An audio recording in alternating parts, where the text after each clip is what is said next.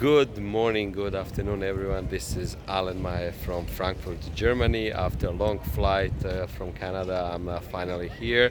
Tomorrow, I have a training session with executives on resilience and mental toughness, how to develop team.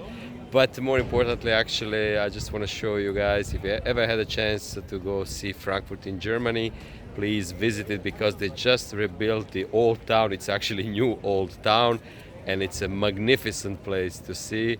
Very, very beautiful, so European. But funny thing is actually this, all the buildings you see, they are all new, new old town. Anyway, I'll get back to you on a training session, but just remember, resilient salespeople, they have all the power in the world. They know how to bounce back from difficult situations, and they know how to handle challenges that all the tough customers throw at them on a daily basis. One more time, this is Alemai from Frankfurt, Germany.